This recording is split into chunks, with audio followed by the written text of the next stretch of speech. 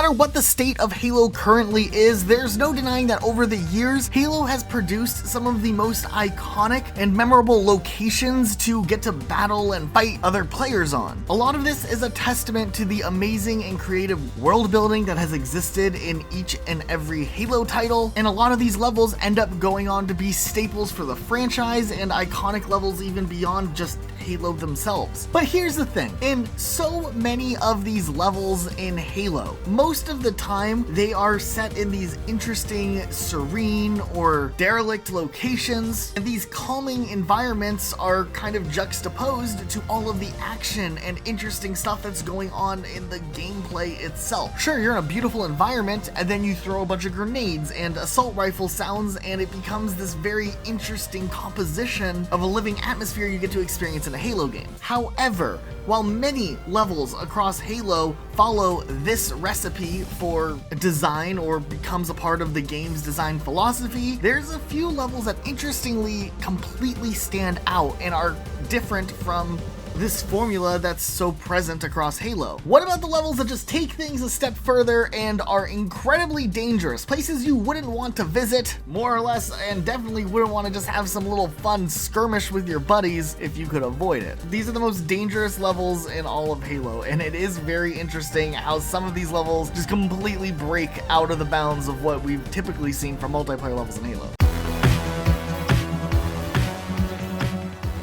One of the earliest and first ones that come to mind is definitely the level Danger Canyon from Halo Combat Evolved PC. Not only is the level a dead giveaway with the name of the level, but also these bridges right here, they aren't safe. I cannot count the amount of times that I'm just trying to navigate the level and either I look away or something shoots at me and I end up falling immediately to my death. And I feel like that's a situation for many other players. Why did the Forerunners make these huge structures going across these cliffs? Obviously to make traveling across easier, but at the same time we know that they are capable of making bridges. We've seen them in Assault in the Control Room, so why don't we have bridges here? Why do we have to have these very awkward platforms that we can fall to our death on? It reminds me of the little platform we have on the level Halo that you also can fall to your death on. If we want to look at what the Covenant's been up to, I think of the level Damnation a lot when I think about this topic, just because we have these nice waterfalls and this dam and then these little platforms that are like not connected that I guess you could possibly be expected to try to navigate across, but it just doesn't look like the safest working conditions for the Covenant. Over in Halo 2, the level Headlong is a little bit concerning. This stuff in the middle of the level doesn't seem up to code, and matter of fact, Luke even went as far as looking up OSHA guidelines for construction. He found in section 1926.1425C1 that materials being hoisted must be rigged to prevent unintentional displacement, and I mean, this stuff is wobbly in the original and the remake of this level. Also, while we're looking at this and the remake of this level, there's another interesting thing in 1926.501B1. Unprotected sides and edges. Each employee on a walking working surface, horizontal and vertical surface, with an unprotected side or edge which is 6 feet or more above a lower level shall be protected from falling by the use of guardrail systems, safety net systems, or personal fall arrest systems. I don't see anything remotely close to that over here, so they're obviously operating in this construction in a relatively unsafe manner. That's a lawsuit waiting to happen. Also, these ramps that are leading to nowhere also should have guardrails technically. Now, we don't know if OSHA still exists in Africa, you know, in 2550 whatever year this is, but I'd assume future technology they would maybe still have something similar to OSHA in line if they're going to be doing construction that looks, I guess, this similar to the 21st century construction. We could also look at the multiplayer map Boneyard, and I don't even want to get started with the OSHA violations here. In Halo 3, the pit was always this calm, kind of unique training grounds for maybe Marines or Spartans to kind of get their feet wet with some weapons, but then when they remade the pit in Halo 4, if you look outside the windows, there's just like these explosive meteorites falling from the sky constantly, which doesn't seem like a safe place to be. Rat's Nest is interesting. They have this road that wraps around this UNSC base, but then there's this giant cliff here, and they throw a couple of Jersey barriers here to try to like stop vehicles from maybe going off the edge, but I don't feel like this is an adequate and safe barricade to stop players from driving off the edge. I mean, we've all driven off the edge at one point or another. But I mean, if this was a real UNSC base, you think maybe they would put some lines on the road or something so people know which way they're supposed to be driving on, maybe a speed limit,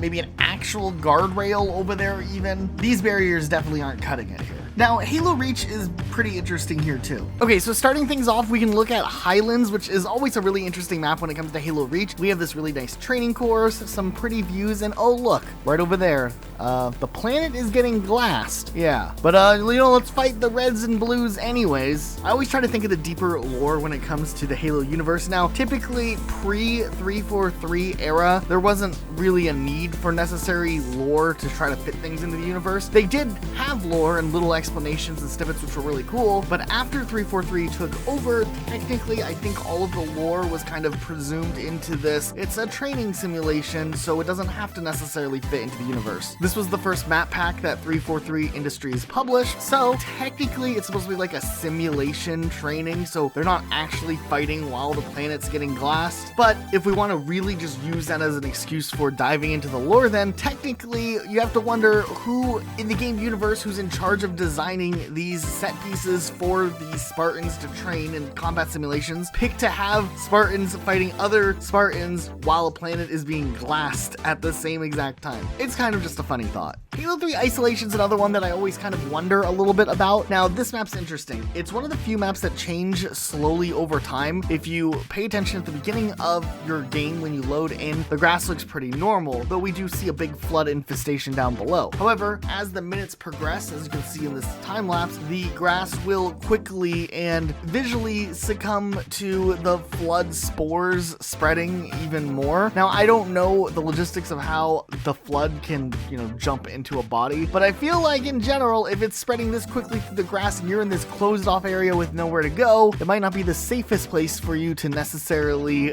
be battling things out on. And also in Halo Reach, the multiplayer map Condemned is a little bit terrifying if you think about it. I mean, the ship itself, it's okay. There's some zero gravity areas here, which, I mean, you're probably fine. But when you start to look about where your ship is and what's going on outside the windows, things become imminently terrifying. There are a ton of ships fighting out there. It looks like Reach has already begun to be glassed, which isn't really that much of a good sign. These ships over here don't look like they're doing too well, and I feel like the fate of whatever ship we're on right now is probably not looking that great. Do you guys remember the Combat Evolved level, Hang 'em High? It was kind of an interesting level. You would be like shooting people with magnums from across the map, and it was kind of fun. They remade it in Halo Reach for Combat Evolved Anniversary, called it High Noon, and what on earth is going on out here? This is intense. I don't know what is going on, but I don't feel like this area is that safe. It's like a magnetic storm of sorts. I think in one of the books they actually visited this location. It has something to do with like another portal to the Ark or something like that. I'm not 100% sure, but someone can fact check that for me. But yeah, whatever's going on outside, I'm glad I'm in here, but these are just glass windows. And we know that these glass windows can break. Forerunner glass isn't like some indestructible material, because look at what happened on the level of the Covenant in Halo 3. But yeah, whatever, we can just fight it out while we're here anyways. On Halo 4, I really just love this level Landfall here, because not only is the level not that bad looking, and it plays all right, I guess, but the best part of this level easily is when you look outside of the level itself just to see what's going on in that city back there. Yeah,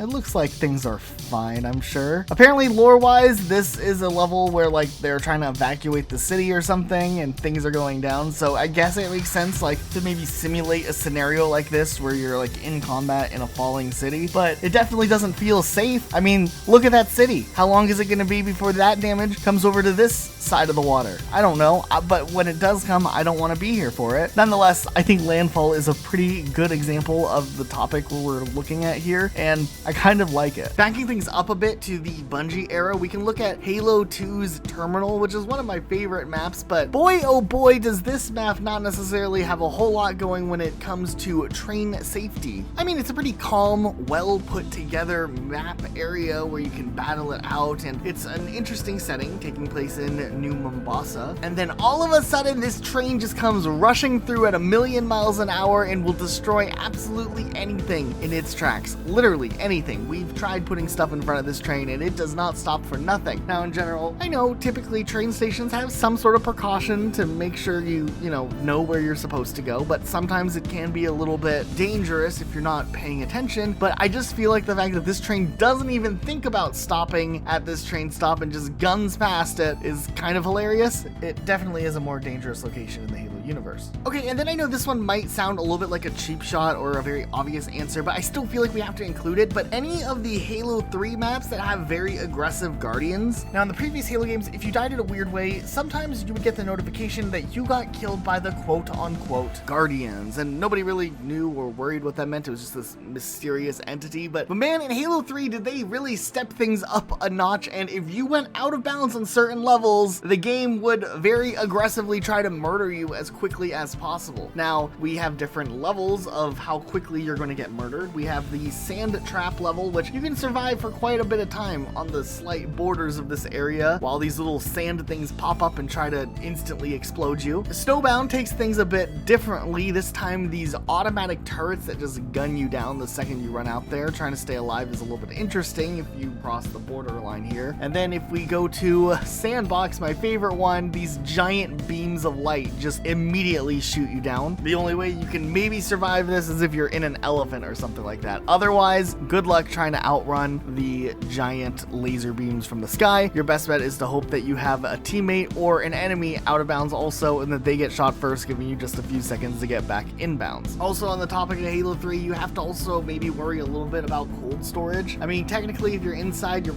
probably safe, but the flood approaching the door that rapidly and just is there in this little window section spread out. I know this is supposed to be like a test area to explore the flood or something. I don't know the lore, but it doesn't look necessarily the safest. We've seen what the flood can do in these types of testing chambers. They can't escape, and I always get an uneasy feeling playing on cold storage. Over in Halo Combat Evolved, I always wonder what's going on in boarding action. I think it's supposed to be like these two ships where you're fighting each other, but like you're fighting across from each other, and these ships are very dangerously close together. How do collisions in outer space affect the other ship? We don't know. We don't want to find out, but it is interesting how they're just kind of parked here and there's these teleporters taking you across, and definitely a lot of places to fall off and die if you're not careful. Also in Halo 4, the level Meltdown just has a very interesting description. Apparently, it's a Forerunner reactor on some unknown icy moon that is experiencing a quote-unquote catastrophic meltdown, which just sounds safe in itself. We have all of this going on here, so I don't know, but Halo 4 definitely took us to some interesting places, that's for sure. Okay, now I didn't want to necessarily talk about all of the intricate Forge levels that have some little dangers here and there, like, Forge World obviously has a lot of just cliffs that you can fall off of, but I do think the level Ravine from Halo 4 takes things a step further by having all of this pathway and area that you're supposed to walk on right next to this deep ravine you can fall into your death. Just a bit of a silly location placement on the Forerunner's part, in my opinion. Unless, like, the land's eroded over time and the ravine was formed later. I guess that's a possibility too. Now, before we get into this next one, fortunately enough, I live in an area where we don't get too many crazy natural disasters. However, whenever I travel, there's one natural disaster that I am kind of low-key terrified of, and that would be giant tornadoes. So, what could be scarier than a giant tornado in a Halo game? An electric giant tornado, and that's what we seem to get on this level here. This is Vertigo in Halo 4 as a DLC level, and yeah, just look at the skybox. Look how terrifying that storm looks that's quickly and imminently approaching. No thank you. Halo 5 Guardians takes things to a whole nother extreme. It's like when we're not worried about giant space worms, we have to worry about weird crazy fish or flooding everywhere. Glacier is a cool Forge map with some terrifying drop-offs and cliffs, and if you are worried about falling into some snowy cold abyss, then there's levels like Molten you can play on where you have to worry about falling into hot burning lava. Okay, so I was just editing this video and I got to the Infinite part, and Elijah mentioned that Behemoth is very dangerous, right? There's this platform, it's kind of floating in the desert, you could easily fall off it, and I was getting some B-roll for the other Infinite maps, and I realized on almost all the maps there's a spot where there should be like a guardrail or something. So now that makes me think that Halo Infinite might have the most dangerous maps. Just to look at Recharge, for example, like what kind of working conditions are these, you know what I mean? You are in this turbine, maybe power plant, I don't know what this is supposed to be, and there's just no guardrails here. You know what I mean? Like, this is a safety hazard. This looks like people are supposed to drive here, right? And then like you do those little jump over here. What the frick? It's like electrocuted water. Yeah, this is insane. Then also on firing range over here, there's a guardrail missing. Then on some of the Forerunner maps, there's just cliffs to nowhere. Apologize to the random I took down with me there in a big team battle game. He just hopped on my vehicle and drove us off the edge. Rest in peace, Necromancer. And also Empyrean, you can just walk off here. There's no guardrail here. There's stairs without guardrails over here. Yeah, it looks like most of the maps are dangerous besides Streets, Bazaar, and the Quarries. I think those are the only safe maps. The rest are dangerous as hell. So I guess that puts us in this new scenario now to turn it around to you guys. What level do you feel like is the most dangerous across all of the Halo multiplayers? Did we miss one, or is there one that you overly agree with that we did talk about here? And also, do you feel like the later Halos got more dangerous than the earlier Halos? That's the impression that I typically get, so I'd love to know what you guys think. Also, a huge thank you to our patrons for supporting our content. You guys let us make these silly videos like this, so we like that and appreciate you. If you guys want to join up and become a patron, it only costs like a couple bucks, and it goes a long way, surprisingly, so maybe check that out. I know you got some money burning a hole in your pocket that you gotta get rid of, and you can throw it at us. Well, otherwise, thanks for watching. If you guys just want to subscribe so you don't miss out on new content, that'd be cool. We'll see you guys next time with a brand new video.